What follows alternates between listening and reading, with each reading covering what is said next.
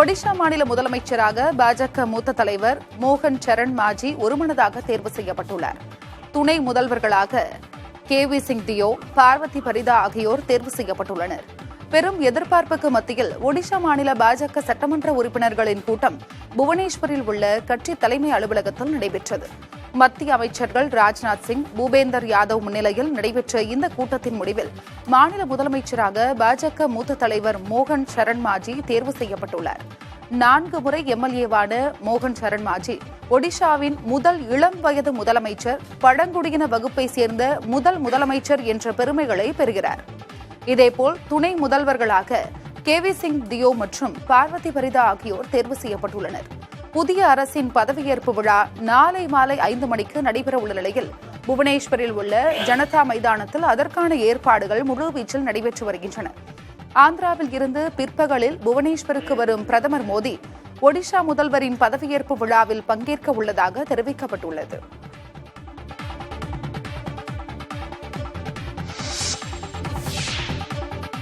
அயோத்தியில் தோல்வியை தந்ததன் மூலம் பாரதிய ஜனதாவுக்கு மக்கள் பாடம் புகட்டியுள்ளனர் என காங்கிரஸ் மூத்த தலைவர் ராகுல் காந்தி கூறியுள்ளார். அமேதி, ராய்பரேலி தொகுதிகளில் காங்கிரஸ் பெற்ற பெரு வெற்றிக்காக மக்களுக்கு நன்றி தெரிவிக்கும் விதமாக நடந்த பொதுக்கூட்டத்தில் ராகுல் காந்தி, பிரியங்கா காந்தி உட்பட்ட தலைவர்கள் கலந்து கொண்டனர். கூட்டத்தில் பேசிய ராகுல் காந்தி, வாரணாசியில் பிரியங்கா போட்டியிட்டிருந்தால் பிரதமர் மோடி 2 அல்லது 3 லட்சம் வாக்குகளை இழந்து தோல்வியடைந்திருப்பார் என்று கூறியிருந்தார்.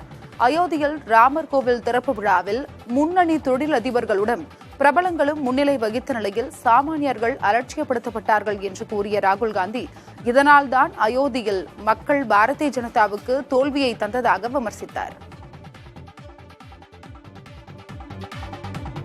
தமிழ்நாடு சட்டமன்ற பேரவையினுடைய கூட்டத்தொடர் வருகிற 24ஆம் தேதி காலை 10 மணிக்கு நம்முடைய தலைமைச் செயலகத்தில் உள்ள சட்டமன்ற மண்டபத்தில் நடைபெறும் என்று ஏற்கனவே அறிவித்திருந்தேன். இதற்கிடையில் விழுப்புரம் மாவட்டம் விக்கிரவாண்டி சட்டமன்ற தொகுதிக்கான இடைத்தேர்தல் அறிவிப்பு வந்ததின் காரணமாக 24ஆம் தேதி நடைபெற இருந்த சட்டமன்ற கூட்டத்தொடரானது அதற்கு முன்கூட்டியே 20ஆம் தேதி ஜூன் மாதம், இந்த மாதம் 20ஆம் தேதி காலை 10 மணிக்கு தொடங்க இருக்கிறது என்பதை தெரிவித்துக் கொள்கின்றேன். நாளை காலை 11 மணி அளவில் கன்னியாகுமரி மாவட்டம் விலங்கங்கோடு சட்டமன்ற தொகுதியினுடைய இடைத்தேர்தலிலே வெற்றி பெற்ற தாரகை கட்பட் என்ற உறுப்பினர் காலை 11 மணிக்கு சட்டமன்ற பேரவைத் தலைவருடைய அறையில் பதவி பிரமாணம் நான் செய்து வைக்கிறேன். இந்த மாதம் 23ஆம் தேதி நடைபெறவிருந்த ஆசிரியர் இடைநிலை தேர்வை ஆசிரியர் தேர்வு வாரியம் ஒத்திவைத்துள்ளது. பள்ளிக் கல்வித்துறையில் இடைநிலை ஆசிரியர், பட்டதாரி ஆசிரியர் பணிகளுக்கு 10,000க்கும் அதிகமான காலி இடங்கள் உள்ள நிலையில் 1768 இடைநிலை ஆசிரியர் பணியிடங்களை நிரப்புவதற்கான தேர்வு அறிவிக்கப்பட்டிருந்தது. இதனிடையே ஆசிரியர் தேர்வு வாரியம் வெளியிட்டுள்ள அறிக்கையில் இந்த மாதம் 23ஆம் தேதி நடைபெறவிருந்த இடைநிலை ஆசிரியர் தேர்வு நிர்வாக காரணங்களுக்காக ஒத்திவைக்கப்படுவதாக தெரிவித்துள்ளது. மேலும் இடைநிலை ஆசிரியர் தேர்வு அடுத்த மாதம் 21ஆம் தேதி நடைபெறும் என்றும் அந்த வாரியம் தெரிவித்துள்ளது. மேட்டூர் அணை திறக்கப்படுவது தாமதமாகும் நிலையில் முதலமைச்சர் மு.க.ஸ்டாலின் ஆலோசனையின்படி தமிழக அரசு நடவடிக்கை எடுக்கும் என தமிழக அரசு அதிகாரிகள் தெரிவிக்கின்றனர். மேட்டூர் அணையில் தற்பொழுது 43 அடி மட்டுமே நீர்மட்டம் இருப்பதால் நாளை குறுவை சாகுபடிக்கு தண்ணீர் திறக்க முடியவில்லை என்று அதிகாரிகள் தெரிவித்துள்ளனர். ஏற்கனவே தண்ணீர் திறப்பது தாமதமாகும் என வேளாண் துறை அமைச்சர் எம்.ஆர்.கே. பன்னீர்செல்வம் சமீபத்தில் தெரிவித்திருந்தார். இது தொடர்பாக அதிகாரிகள் கூறும்போது, கேரளா, கர்நாடக மாநிலத்தில் தென்மேற்கு பருவமழை தொடங்கியிருப்பதாகவும் மேட்டூர் அணைக்கு வரும் தண்ணீரின் அளவை பொறுத்து குறுவை சாகுபடிக்கு தண்ணீர் திறக்கப்படுவது குறித்து முடிவெடுக்கப்படும் என்று கூறினார். முதலமைச்சர் ஆலோசனைக்கு பிறகு நீர்வளத்துறை அதிகாரிகள் நடவடிக்கை எடுப்பார்கள் எனவும் தெரிவிக்கின்றனர்.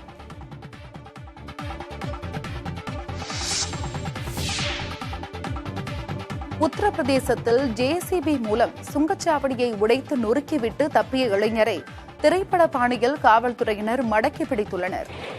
ஹாபூர் நெடுஞ்சாலையில் சுங்கச்சாவடி உள்ளது. அங்கு வந்த ஜேசிபி இயந்திரத்திற்கு சுங்க வரி கட்டுமாறு கோரியுள்ளனர். இதற்கு மறுப்பு தெரிவித்த ஜேசிபி ஓட்டுநரான இளைஞர் ஜேசிபி மூலம் சுங்கவரி வசூலிக்கும் 2 மையங்களை உடைத்து நொறுக்கினார். அதனைத் தொடர்ந்து ஜேசிபியுடன் அங்கிருந்து தப்பினார். அவரை பின்தொடர்ந்த காவல்துறையினர் 35 கிலோமீட்டர் தூரம் துரத்தி சென்று திரைப்பட பாணியில் மடக்கி பிடித்தனர். தன்னை துரத்திய வாகனங்களை ஜேசிபியால் மோதி உடைத்த இளைஞரை மடக்கி பிடித்த காவல்துறையினர் துப்பாக்கி ஏந்திய பாதுகாப்புடன் கைத்தாங்கலாக அழைத்து வந்தனர். பின்னர் அந்த இளைஞர் சிறையில் அடைக்கப்பட்டார். சுங்கச்சாவடி மற்றும் மடக்கி பிடிக்கப்பட்ட இடங்களில் ஜேசிபி மூலம் இளைஞர் நடத்திய தாக்குதல் தொடர்பான காட்சிகள் வெளியாகியுள்ளது.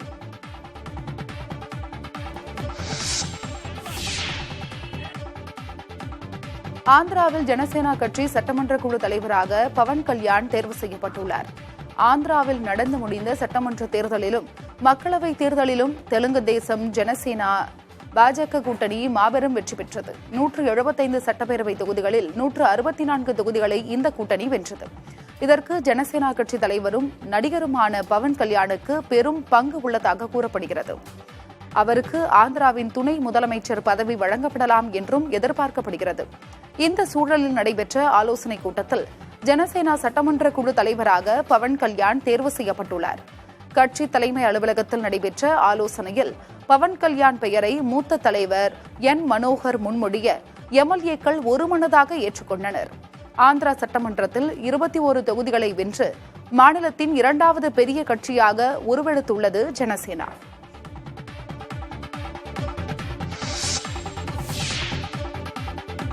மலாவி நாட்டின் குடியரசு துணைத் தலைவர் சாலு செலிமா விமான விபத்தில் உயிரிழந்ததாக அந்நாடு தெரிவித்துள்ளது. அவருக்கு வயது 51. கடந்த 9ஆம் தேதி மனைவி மற்றும் 9 பேருடன் தென்கொரியாவில் இருந்து மலாவிக்கு திரும்பியபோது அவரின் விமான தொடர்பு துண்டிக்கப்பட்டது. இதனால் விமானம் மாயமானதாக தகவல் வெளியான நிலையில் செலிமாவுடன் மாயமான விமானத்தை தேடுமாறு மலாவி குடியரசுத் தலைவர் உத்தரவிட்டார். நீண்ட தேடுதலுக்கு பின் எதுவும் கிடைக்காத நிலையில் மலாவி நாட்டு குடியரசு துணைத் தலைவர் சாலோமா செலிமா மரணமடைந்து விட்டதாக குடியரசுத் தலைவர் அறிவித்துள்ளார். நாட்டு மக்களுக்கு ஆற்றிய உரையில் அவர் இவ்வாறு தெரிவித்தார். ஈரான் அதிபரை தொடர்ந்து ஆப்பிரிக்க நாடான மலாவி நாட்டு தலைவரும் உயிரிழந்துள்ளது சர்வதேச அளவில் கவனம் பெற்றுள்ளது.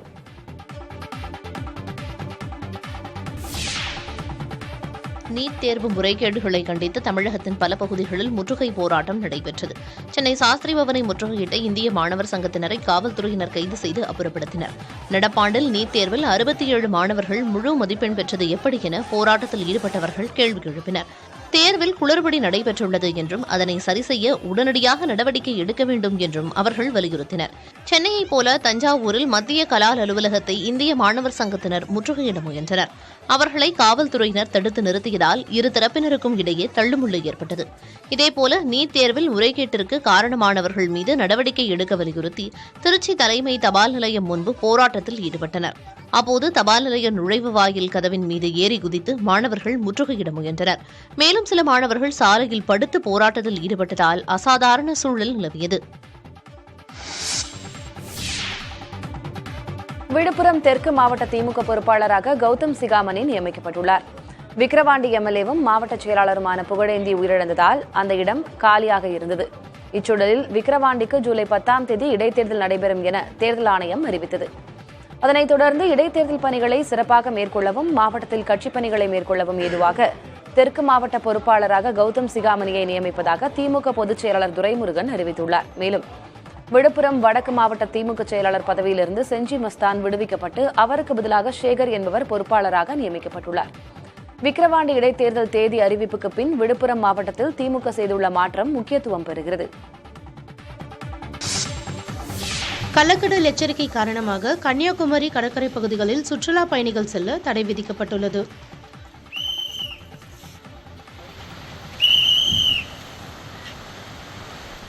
கடல் சீற்றம் இயல்பை விட அதிகமாக இருக்கும் என தேசிய பெருங்கடல் தகவல் சேவை மையம் மற்றும் தேசிய பேரிடர் மேலாண்மை ஆணையம் எச்சரிக்கை விடுத்துள்ளது.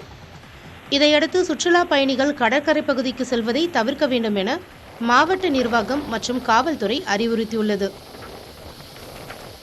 சங்குத்துறை, லெமூர் கடற்கரை உட்பட கடலோர பகுதிகளிலும் பாதுகாப்பு பலப்படுத்தப்பட்டுள்ளது.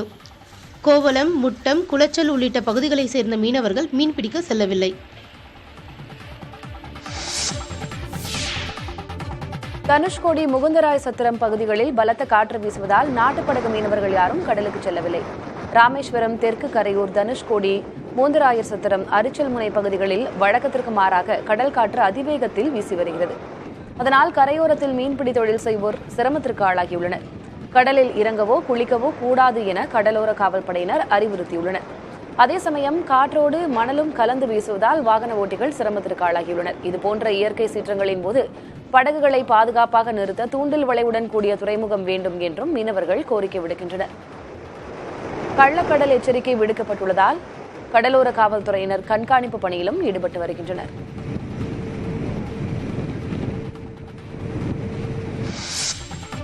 மேட்டுப்பாளையம் கோத்தகிரி சாலையில் சென்ற வாகனங்களை யானைகள் விரட்டியதால் வாகன ஓட்டிகள் அச்சமடைந்தனர். தண்ணீர் மற்றும் உணவுக்காக சிறுமுகை வனப்பகுதியிலிருந்து யானைகள் கூட்டம் கூட்டமாக வெளியேறி வருகிறது. இந்நிலையில் சாலையில் உலா வந்த யானைகள் கோத்தகிரி காவல் உதவி ஆய்வாளரின் காரை தாக்கியதில் சாலையோரம் கவிழ்ந்து விழுந்தது. மேலும் கோத்தகிரி சாலையில் வந்த சரக்கு வேனை 2 யானைகள் துரத்திச் செல்லும் காட்சிகள் வெளியாகியுள்ளன.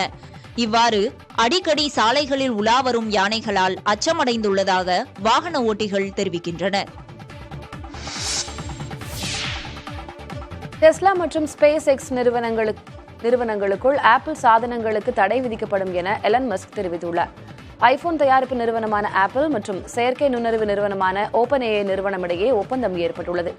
அதன்படி ஆப்பிள் நிறுவனத்தின் மொபைல் போன்கள் மற்றும் செயலிகளில் ஆப்பிள் இன்டெலிஜென்ஸ் புகுத்தப்படும் என்றும் ChatGPT சேவையும் வழங்கப்படும் என்றும் தெரிவிக்கப்பட்டுள்ளது. இதற்கு எலான் மஸ்க் கடும் கண்டனம் தெரிவித்துள்ளார். தனக்கென தனியாக AI தொழில்நுட்பத்தை உருவாக்க முடியாத ஆப்பிள் நிறுவனம் ஓபன்ஏஐ மூலம் வாடிக்கையாளர்களின் பாதுகாப்பு மற்றும் தனி உரிமையை உறுதிப்படுத்தும் என்பது அபத்தமாக இருப்பதாக குறிப்பிட்டுள்ளார். ஆப்பிள் நிறுவனம் ஓபன்ஏஐ தொழில்நுட்பத்தை OS அளவில் ஒருங்கிணைத்தால் தனது நிறுவன வளாகங்களில் ஆப்பிள் சாதனங்களை பயன்படுத்த தடை விதிக்கப்படும் என தெரிவித்துள்ளார்.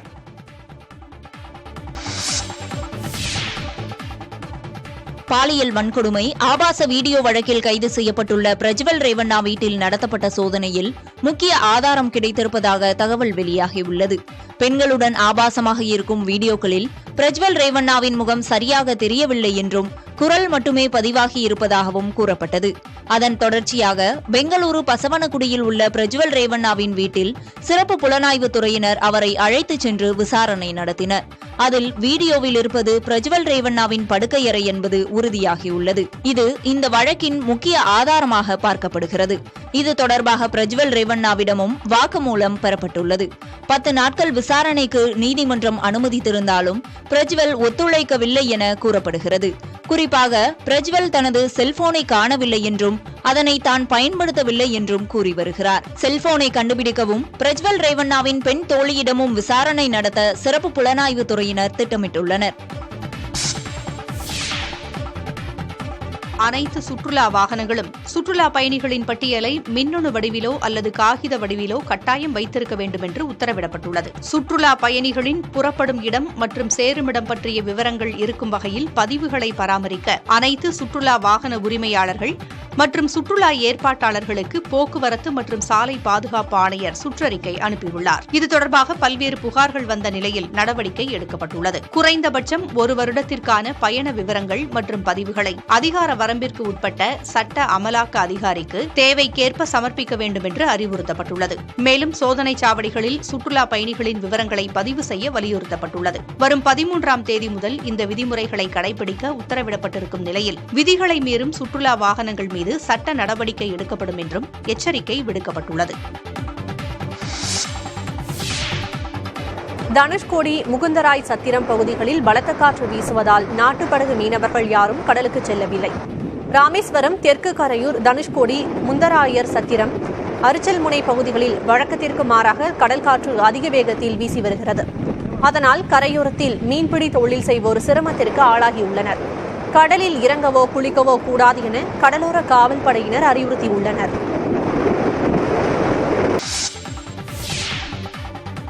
அரசியல்வாதிகளின் போலி வாக்குறுதிகளால் இலங்கையின் வடக்கு கிழக்கு மாகாண பகுதி மக்கள் ஏமாற்றப்பட்டுள்ளதாக எதிர்க்கட்சித் தலைவர் சஜித் பிரேமதாச விமர்சித்துள்ளார். பிரபஞ்சம் வேலை திட்டத்தின் கீழ் யாழ்ப்பாணத்தில் உள்ள வைத்தீஸ்வரா கல்லூரியில் ஸ்மார்ட் வகுப்பறைகளை திறந்து வைத்த பின் பேசிய அவர் இதனை தெரிவித்துள்ளார். கட்சித் தலைவர்களின் வாக்குறுதிகளால் விரக்தியடைந்துள்ள மக்கள் வாய்ச்சொல்லோடு நிற்காமல் செயல்படும் அரசியலை விரும்புவதாக கூறினார். இலங்கை அரசியல் வரலாற்றிலேயே இல்லாத அளவிற்கு ஐக்கிய மக்கள் சக்தி வலிமையான எதிர்க்கட்சியாக செயல்பட்டு வருவதாகவும் குறிப்பிட்டார். அரசியலமைப்பின் 13வது திருத்தத்தை ஐக்கிய மக்கள் சக்தி ஆட்சிக்கு வந்தால் நிச்சயம் நிறைவேற்றும் என்றும் அவர் உறுதியளித்தார்.